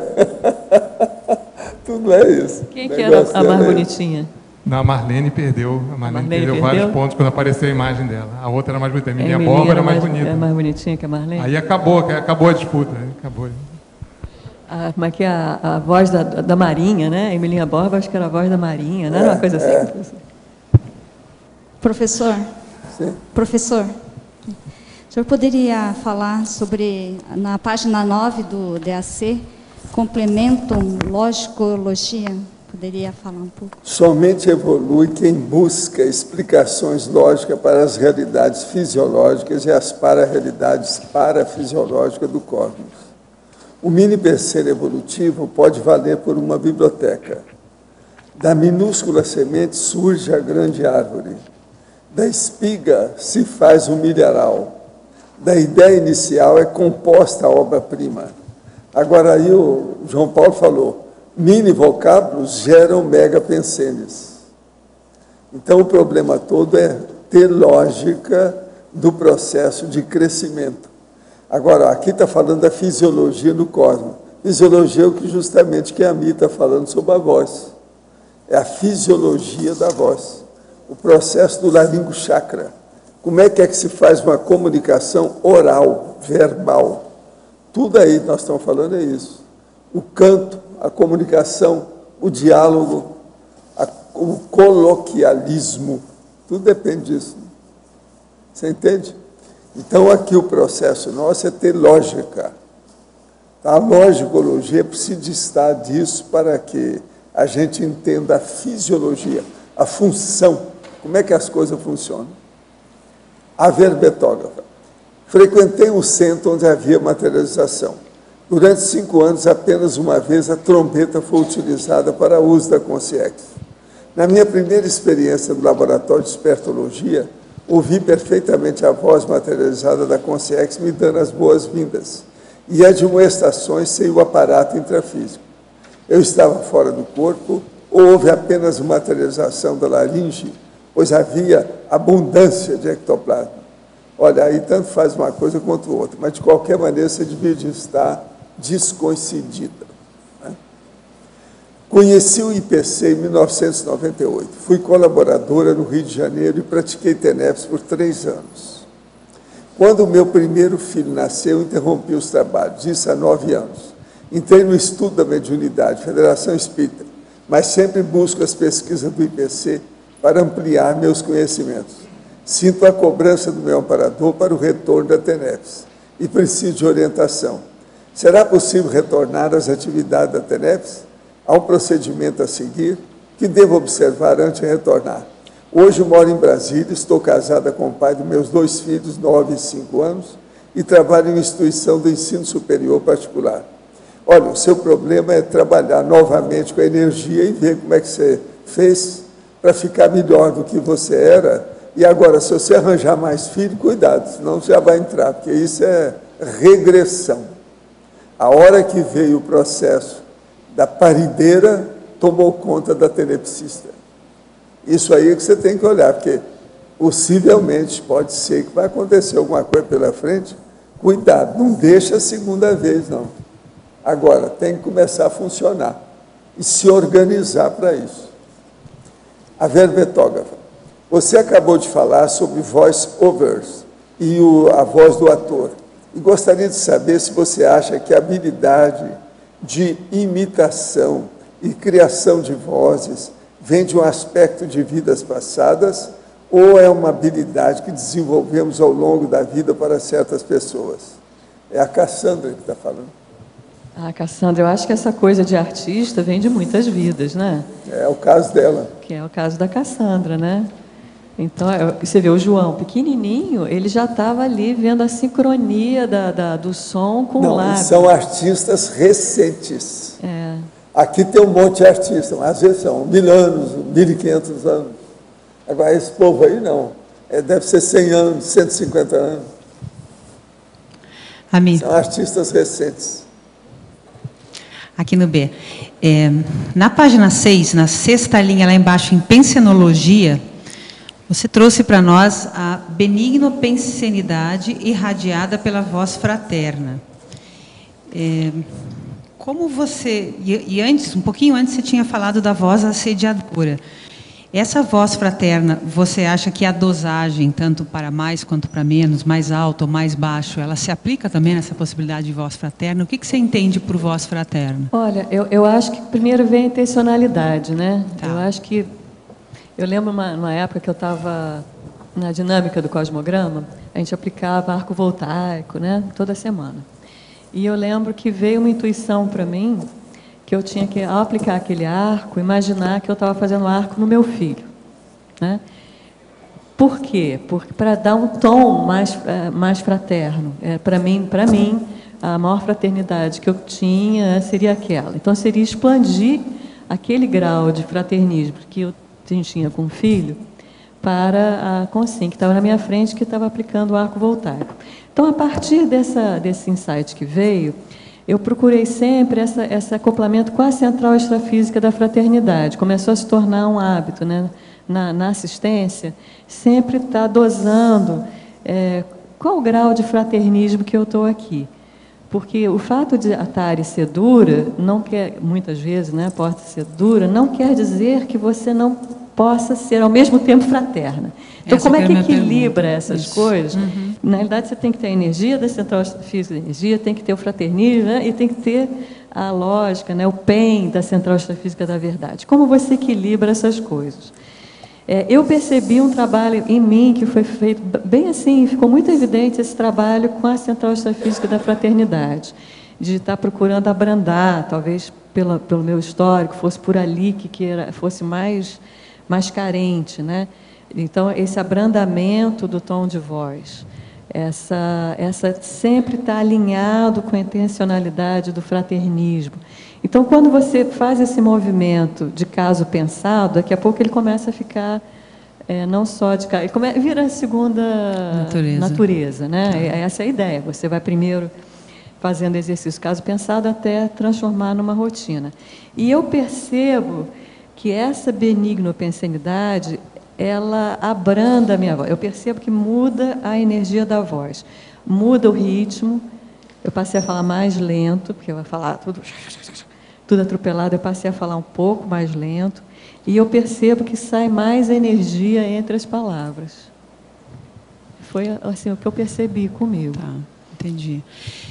E Ami? Deixa eu só mais uma pergunta. Na página 10, item 36, o que é a voz de travesseiro? Bom, essa é fácil, é a voz da Iris Lettieri, né? Como? Isso aí, vamos colocar aqui nessa listagem. Gente, eu podia fazer uma lista com 200 nomes, tá?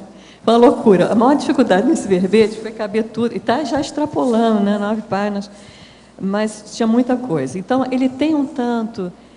alguns itens são para evocar algumas pessoas, alguns itens eles são bem técnicos do ponto de vista da fono, e alguns eles são bem coloquiais. Esse é a voz de travesseiro, aquela voz que se acorda de manhã, sabe? Aquela voz... Isso seria uma voz de travesseiro. Ou a voz da Iris Lettieri, que força o travesseiro fora de hora, né? Normalmente seria um pouco mais grossa, talvez a pessoa tenda a acordar. Em geral né? Porque você ainda está com a voz meio parada, né? Ela sai mais... Tá.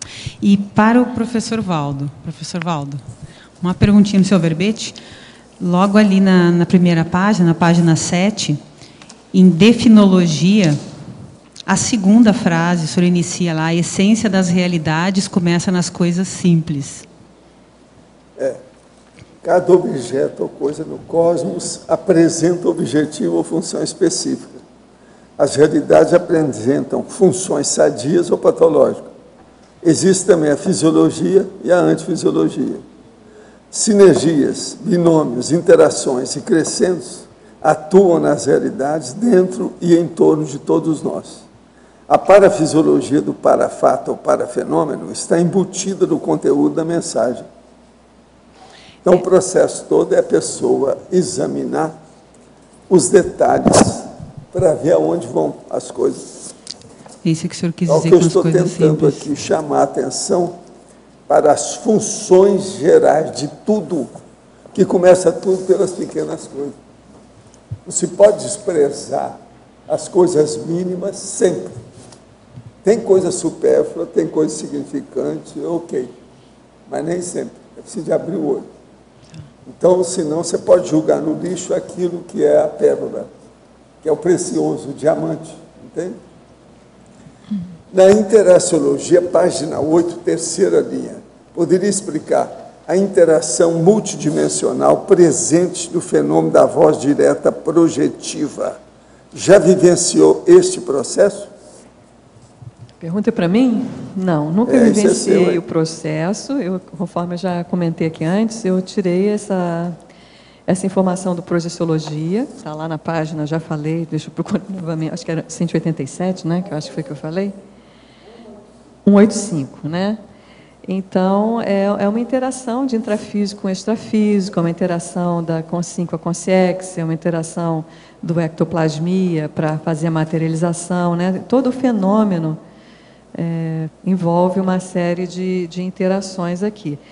Eu acho que esse tipo de fenômeno era muito comum, né, na época da metapsíquica, né, quando o pessoal estava começando a pesquisar o parapsiquismo, né, que se fazia mesas girantes, todos esses RAPs, né, todo esse tipo de experiência. Então, tinha essa experiência aí com como é que a colega que escreveu de casa falou da trombeta, né? Ficava aquela trombeta voando, não é isso? Eu leio isso em livros, eu nunca presenciei nenhum desses fenômenos. O que muitas pessoas, às vezes, escutam é o próprio nome. Então, a falar alto antes de você acordar. Ami! Aí você acorda. Mas isso eu estou projetado e escuto tem disso, fora, né? Essas coisas ocorrem. Isso eu concordo. Agora aqui, ciclologia, página 8, primeira linha. Poderia comentar o ciclo menstrual afetando a sensualidade da voz da mulher? Então, isso aí é pesquisa, né? Eu coloquei nas referências a fonte técnica, né? Em que isso foi apresentado, que durante o ciclo menstrual, como que era feito, como que era percebido, né? A voz. E eu tenho até um cosmograma aqui, que eu não coloquei, eu optei em colocar no verbete o técnico, né? A fonte técnica. Mas, por exemplo, tem um artigo aqui do Fernando Reinart, chama-se O Ciclo Menstrual, a Voz e as Cartomantes. Então, ele comenta esse experimento, né, que foram um grupo de 50 mulheres gravassem sua voz, recitando os números de 1 a 10, e que voltassem ao laboratório a cada semana para repetir a mesma gravação durante 4 semanas. Após a última sessão, foi determinado o ciclo menstrual de cada mulher, de forma que cada uma das gravações pudesse ser associada a uma fase do ciclo. Em seguida, foram recrutados 50 homens. Cada um ouviu as 200 gravações e deu uma nota de 0 a 100 de acordo com a sensualidade da voz. Os homens não foram informados como as gravações foram obtidas, nem o fato de que existiam 4 versões para cada voz. Obtidos os resultados, os cientistas fizeram um gráfico que relacionava a sensualidade de cada gravação com o momento do ciclo menstrual. O resultado é impressionante. Os homens deram notas significativamente mais altas para as vozes gravadas durante o período fértil das mulheres. Evolução, já diria Darwin, né? É assim que estamos vivos até hoje. Isso é a feminilidade, o processo hormonal. De alguma forma, isso vai. Se é o tom da voz, se está na energia. Em Parafatologia, página 7, 4ª linha de baixo para cima. Poderia relatar as retrocognições dos atos de fala anticosmoéticos? Isso aí é quando a gente vê que a gente usou a nossa voz de maneira inadequada, né? Então, muitas dessas possíveis retrocognições vão nortear o porquê das nossas dificuldades atuais. E também norteiam para a gente não errar o mesmo erro, né? Aqui no caso do verbete voz, estou dando essa conotação da gente ver, por isso que eu tenho tal problema. Mas é claro que se a gente trabalhar a questão da anticosmoética, você vai resolver tudo de uma maneira global, né? Não, tem que resolver. Nada de falar tipo carioca, do seu modo. Voz. É voz. Olha só, os portugueses são os primeiros que chiam. Se o português veio dos portugueses, o meu chiado carioca está mais mas olha só, eu atenuei uma justificação que a gente dá. A gente tem que fazer alguma coisa, né? Cada um. Mas agora, que a palavra é voz. Não tem I. Não é I. Voz. Não tem I. Ela só fala voz. Mas olha só, professor, isso foi uma das coisas que eu discuti com a Flor na ocasião, né? Ela perguntou, você quer fazer o quê com o seu sotaque? Eu falei, eu não quero perder o sotaque, mas eu quero atenuar. Porque perder o sotaque também é esquisito. Já imaginou eu começar a falar doce, voz? Pô, vai ficar muito esquisito. Não é? Porque as luzes... Oi. Não sou eu. Oi. Marilza, tudo bom? Parabéns aí pelo verbete. Em interaciologia ainda, eu gostaria que você falasse sobre a interação, respiração, deglutição e voz. Se é isto que acontece quando a falta de sintonia aqui, quando a pessoa engasga. Pois é, o problema, vamos considerar que seja um problema, né? É que o aparelho fonador que nós usamos, ele não é só para falar. A gente tem um negócio que em telecomunicações a gente vai colocar que é um Rafa Duplex, né? Uma coisa assim, porque a gente tem o mesmo canal é usado para respirar, para falar e para engolir. Aí tem a glotis ali, a epiglote, que entra e diz, não, agora, se ela funcionar direitinho,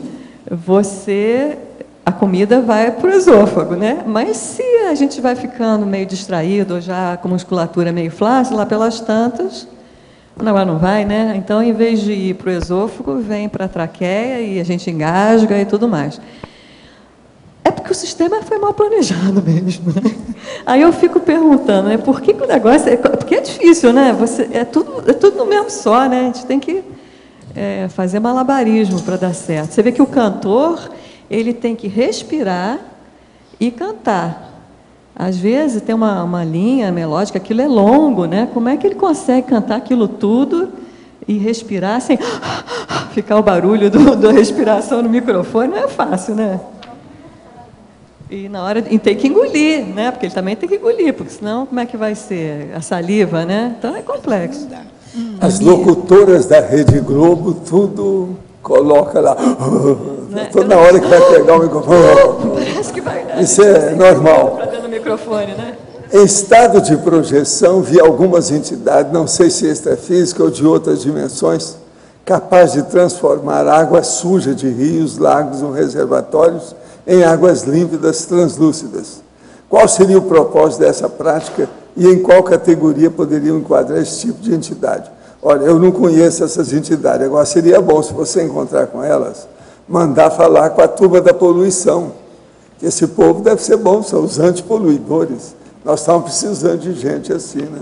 Já pensou? Colocar ectoplasma lá no rio Tietê para melhorar aquilo? Não, podia aglutinar, né? Jogar uma bola, aquilo chupava tudo e fazia um bolão de sujeira. Eu nunca vi isso em parte nenhuma, não. Amir, aqui na letra A, Solange, Amir. Só um minutinho, Só um pouquinho. Solange. Tem produtos assim, por exemplo, tem uma planta industrial que vende para 160 países, que é o EM4. Que boiam todo, não, querido, são micro-organismos que se colhem da natureza e que você quanto insere tempo ali. que demora e quantas plantas não precisam? Porque continuam poluindo, então é como o banho, né? Sujou, são lava todas de essas novo. flutuantes, são especializadas nisso aí. Diga lá, Solange. A mim. Na página 7. Agora é a Solange. Estou tentando, né? Ó, na página 7, na Solange. página 6, né? Você menciona voz calmante natural. Depois você fala da voz fraterna. Como é que você, na sua experiência, poderia distinguir a voz manipuladora da voz calmante natural ou da voz assistencial fraterna? Como é que você tem alguma técnica na prática? Como a mãe nina a criança que está morrendo de sono, não deixa de ser uma manipulação, né? Porque ela está querendo dormir, mas no fundo ela está querendo acalmar o bebê, não é isso? E se ela estiver muito ansiosa porque quer dormir, a voz não fica calmante, o bebê não dorme e ela não vai dormir mesmo. Então, essa coisa do calmante natural, eu acho que é a tal da benignopensenidade. Você tem que realmente se acalmar, né, para poder transmitir isso para o outro. E a voz manipuladora, como é que você consegue distinguir? Pois é difícil. Não é bem. Não. Como é que você é bem diferente. Eu quero saber a sua aquela de prática. vender vinho para a pessoa. Não é aquela voz que já.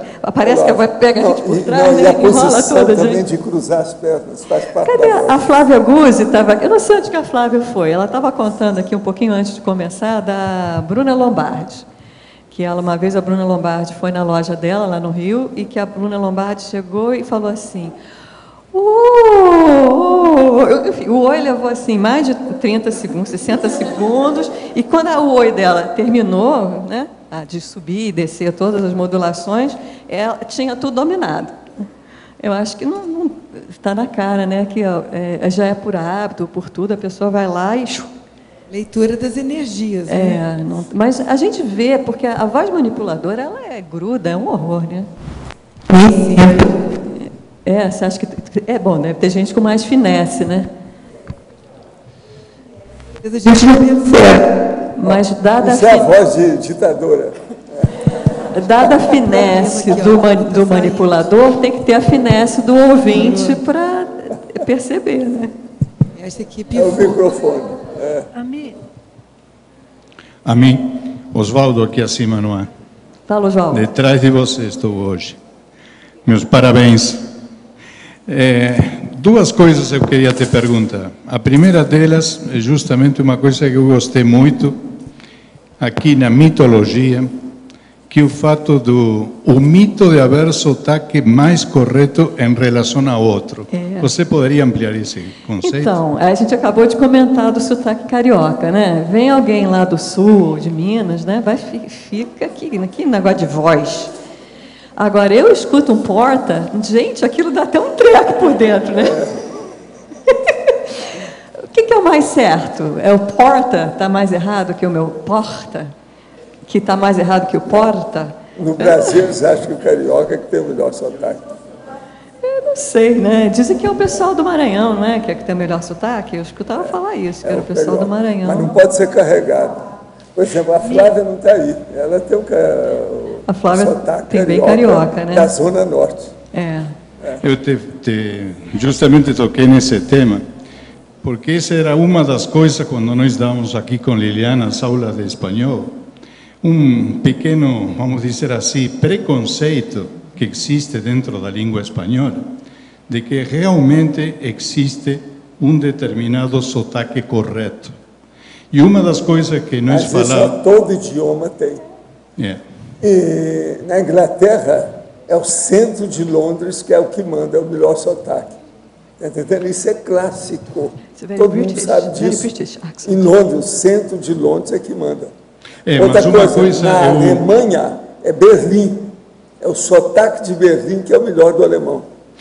Mas nesse ponto, o que eu faço uma pequena diferença entre o que é o sotaque preponderante, certo, do sotaque correto.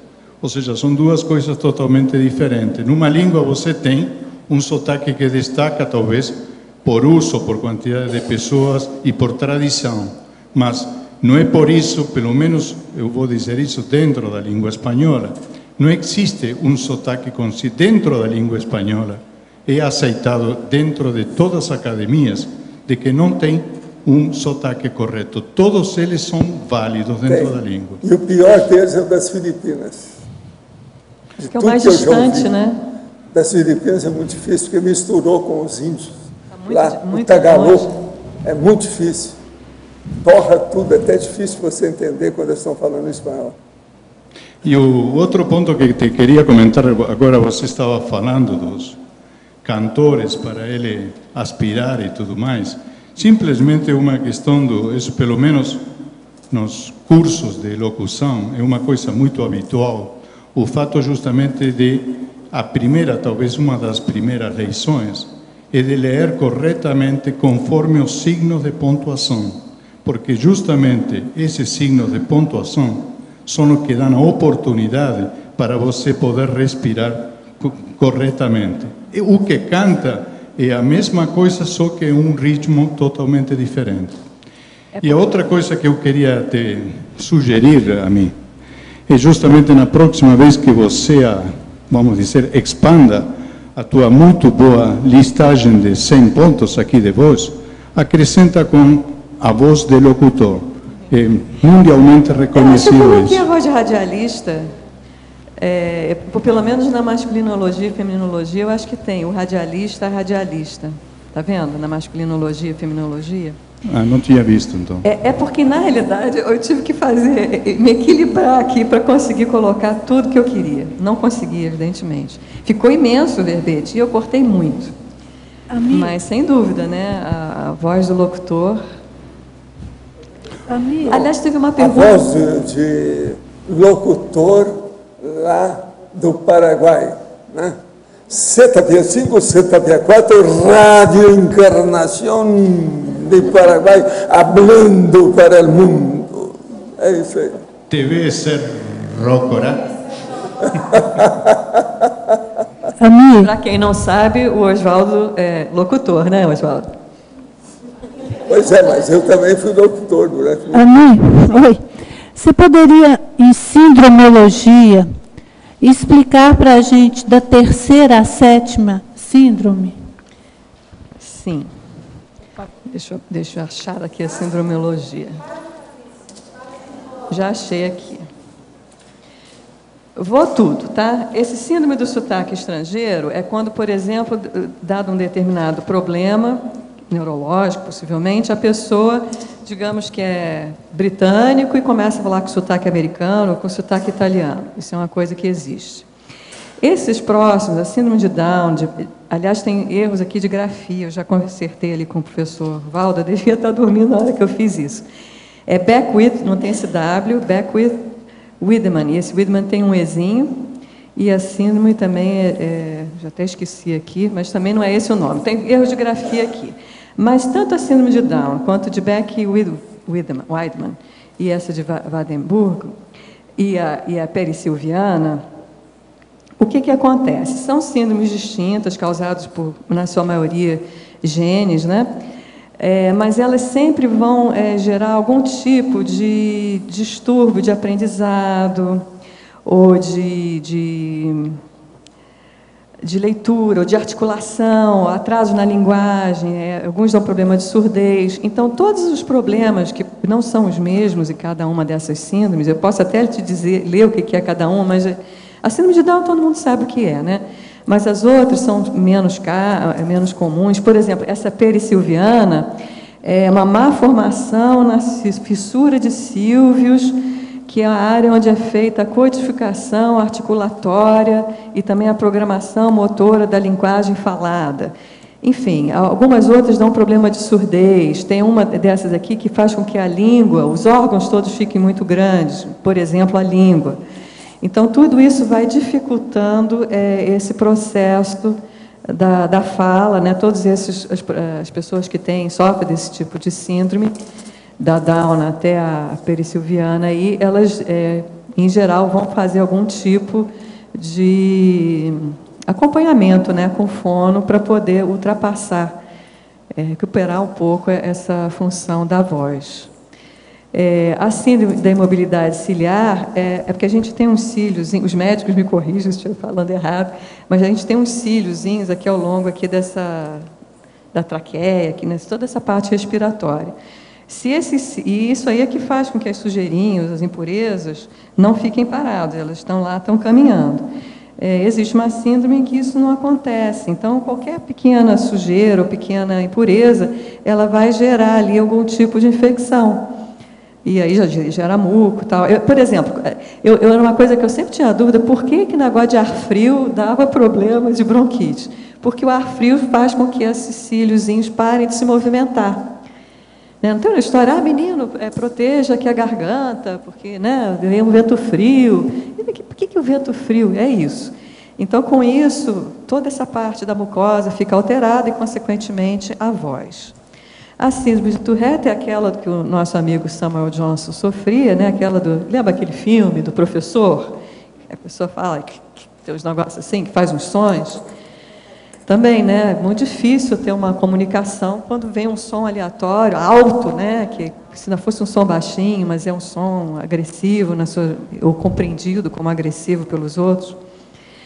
E eu coloquei a voz silenciada na síndrome do ostracismo, porque eu acho que é um dos traumas que a gente pode ter tido no passado, ter caído na síndrome de ostracismo, né? A gente tinha uma determinada... O Max não está aqui, mas, enfim, a gente tinha uma determinada postura, uma posição de poder, muitas vezes, por algum motivo, perdemos essa posição, nós tínhamos uma voz na sociedade, deixamos de tê-la. Então, isso pode trazer também, uma possibilidade, né, de vir na paragenética como um trauma, essa condição. Na página 8, a última linha, tem, em legislogia, a lei de Ormetá. Então, isso aí é a lei da máfia. Tá. Aqui na grande família, fica tudo aqui, não pode ser levado para fora, né? E qual a ligação que você fez com a voz humana? Porque você não... É que nem a lei da mordaça, você não pode usar a sua voz, né? Você tem uma... Aí a voz no sentido de fala, né? Você não... Entendi. Você está limitado na sua expressão. E, por último, os 2 últimos provérbios em proverbiologia. Esses provérbios eu achei bem interessantes. O vox est potentior ense, não sei se é essa a pronúncia, mas a voz é mais potente que a espada. E vox et praeterea nihil o cara é só voz, é voz e nada mais. Sabe aquele cara que é só garganta, assim? É isso. É voz e dali espreme, não tem conteúdo. Obrigada, beleza. Okay.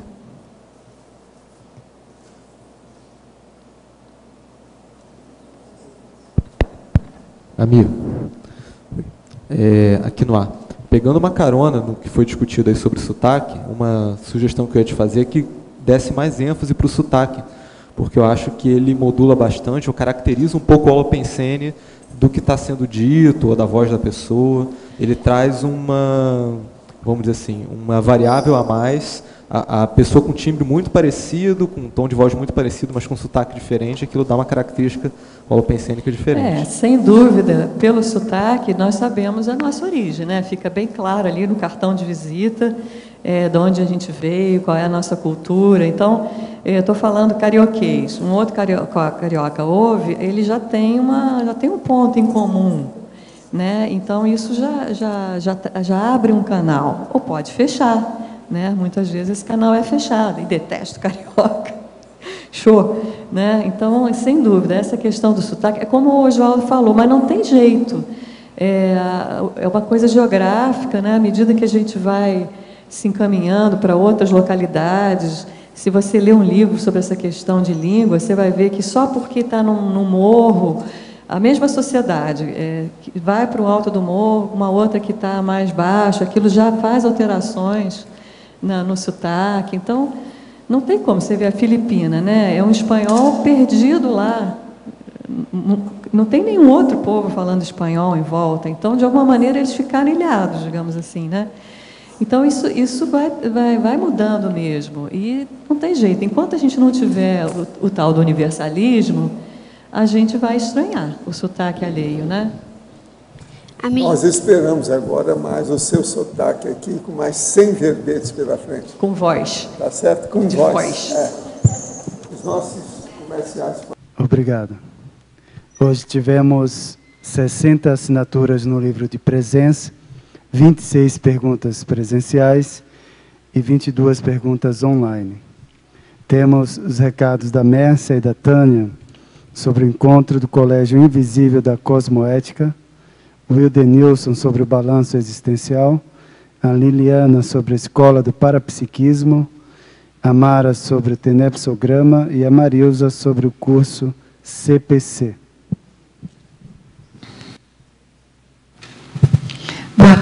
Boa tarde.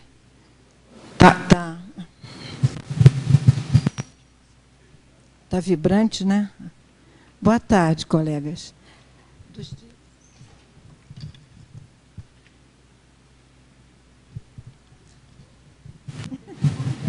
Tá ligado? Boa tarde. Então, a partir do dia 15, a próxima semana, até o dia 18, nós teremos o 16º encontro do Colégio Invisível da Cosmoeticologia. Será iniciado na quinta-feira, às 15 horas, 3 horas da tarde, e sempre às tardes nós teremos algumas apresentações específicas. Durante os outros dias eu irei falando um pouco sobre isso, né? Então, 28 colegas, também estudiosos da Conscienciologia, estarão apresentando temas, aspectos, biografias, ressaltando a cosmoética possível. Amanhã eu volto para conversar, para contar mais sobre esse encontro. Agora a Mércia vai falar sobre como fazer a inscrição. As pessoas interessadas em participar poderão procurar por mim, pela professora Tânia Guimarães, professora Nilza Gladys ou Maria Isabel Conceição, para as inscrições. E nós queremos lembrar que o evento ele pode ser participado totalmente ou a pessoa escolher a atividade que mais lhe interesse ou com a qual ela tenha mais afinidade, tendo preços diferenciados para a participação isolada. Então, contamos com vocês. Obrigada. Tudo bem, boa tarde. Eu gostaria, em nome da Apex e do CAEC, convidar para o 11º Balanço Existencial. Esse evento ocorrerá no período do Carnaval, tá? Vai ser dia 9, 10, 11 e 12 de fevereiro este ano, próximo ano, né, 2013. Então, as pessoas que quiserem participar desse curso, no site da Apex nós já vamos estar colocando as informações principais do curso.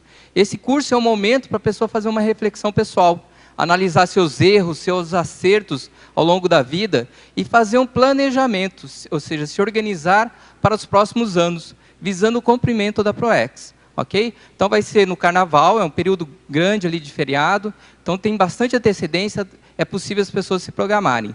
As inscrições serão feitas na recepção do CAEC. Ok? Obrigado. Boa tarde. Gostaríamos convidar aos tertulianos e os participantes e os teletertulianos a terceira turma do curso da Escola do Parapsiquismo. Este curso está destinado aos interessados em desenvolvimento sistemático do autoparapsiquismo lúcido e interassistencial. A Escola do Parapsiquismo é feita em 3 módulos e vai ser no ano 2013. É para que vocês se programem. O módulo 1 vai ser do dia 2 ao dia 6 de janeiro. O módulo 2 do 15 de julho ao 19 de julho. E o módulo 3 do 16 ao 20 de dezembro. Então, esses 3 módulos são presenciais aqui no CAE e intermódulos têm atividades para a gente poder ir perfeccionando o parapsiquismo. Então, um dos objetivos é contribuir para a fixação de rotinas úteis e hábitos parapsíquicos saudáveis. Eu convidei aqui a Maria Inês, que foi aluna da primeira turma da Escola do Parapsiquismo, para que ela dê um depoimento. Obrigado e aguardamos a todos vocês. Boa tarde para todo mundo. Eu posso dizer a respeito da Escola do Parapsiquismo que foi um divisor de águas na minha vida. A partir do momento que eu fiz o curso, ano passado, eu consegui, através das rotinas úteis, direcionar toda a minha vida, todo o meu estudo em termos evolutivos. Já sou agora professora, vou apresentar um verbete, já escrevi 2 artigos que foram apresentados no seminário de pesquisa. E viva a Escola de Parapsiquismo! Então, aguardamos a vocês. As inscrições são aqui no CAEC. Obrigada. Boa tarde. A CIP convida todos a participarem do curso Tenepsograma, o inventário da TENEPS, com o professor Epicom Mário Oliveira. É um curso sem pré-requisito e serve tanto para pré-tenepsistas, aqueles que ainda não começaram a TENEPS, mas pensam em iniciá-la, e também aos tenepsistas. O curso terá atividades, terá um questionário de 100 perguntas sobre a TENEPS e terá 2 campos de TENEPS, de uma TENEPS inicial e de TENEPS avançada. O curso será realizado no dia 22 e 23 de dezembro, no auditório do Discernimento.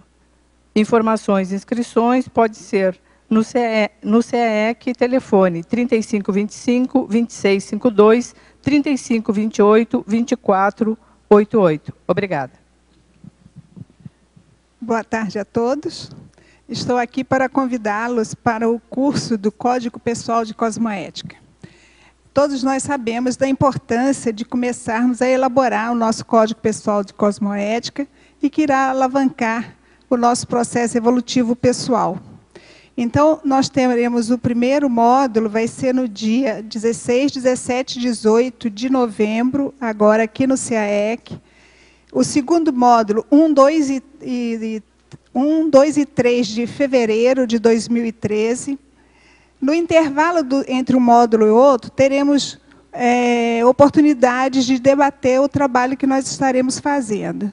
Tudo acontecerá a discussão de todos os trabalhos. Nós teremos 2 EPICONs como professores do curso e professores convidados. Inscrições na recepção do CAEC. Boa tarde a todos e obrigada. Para amanhã teremos o verbete, Janela de Oportunidade. A especialidade é Evoluciologia e de autoria da professora Eliana Manfroy. Obrigado pela sua presença e até amanhã.